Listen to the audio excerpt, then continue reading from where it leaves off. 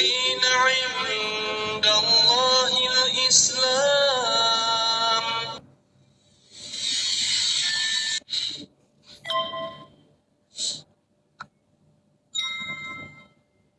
This day is phenomenal for so many reasons, not just being able to show the love women in Gaza deserve and the attention that they deserve, but this is actually my first mosque.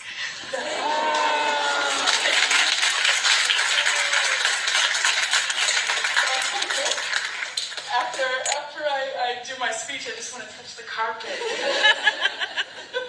Look around. So one thing to know about me is I don't ever prepare what I say. I speak I speak from my heart and just from the passion I feel about what I'm speaking on, and hopefully I don't offend anyone. Forgive me ahead of time if I do, but for just basic background on me, I've been an activist ever since I was 17 years old, so 17 years now. I'm 34. For those of you who are kind of trying to do the math. And so I've always maintained a passion and love for humankind. And it doesn't matter where they are. We deserve to speak up when there is injustice, because if any day we face injustice, and all of us here have faced injustice at this point in time, we would like our fellow human beings to speak up for us.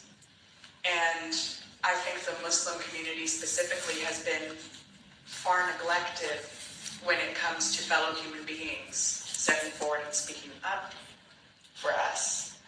And there's been so many misconceptions spread. I as an activist, like to think that I did not believe most of them. But as I was reading the Quran, and I was surprised at what I was reading, that itself told me that there was some internal bias, or there was some internal misconceptions that made its way through. If I was surprised that it was so beautiful, if I was surprised that it was so moving, but seeing them go through that, seeing them hold their dead children, look into their faces, call them beautiful, kiss them all over, tell them that they love them, and then thank God. That's what got me to pick up the Quran. Because I couldn't understand.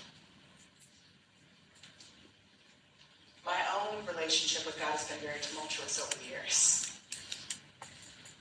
And I have questioned his existence for far less. Here they lost everything that they held dear. And not only did I see women, thank God, I saw women even say they were happy on that day because their children were going to Jannah. And so the very least that I could do in that moment was read the Quran. That's the bare minimum as far as I'm concerned. To know the very spirit of where that derives from, most of us, inshallah, will never know that pain. And to see the women of Gaza face the most tremendous pain possible. Anyone here, if anyone were to ask you, what's the worst thing that could possibly happen to you? The mothers in here would say, losing my children. Without a shadow of a doubt. And that's what they're facing. Some women have lost every single child they've had.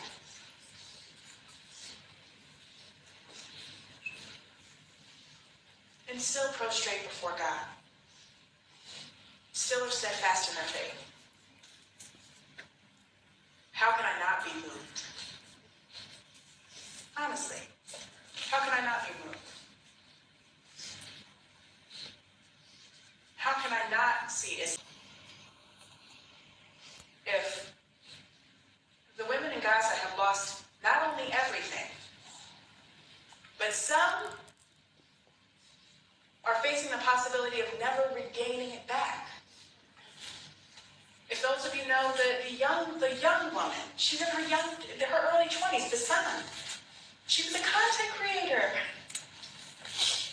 Some people mistakenly think that she's always been a journalist. No. She was a content creator just like the young girls everywhere.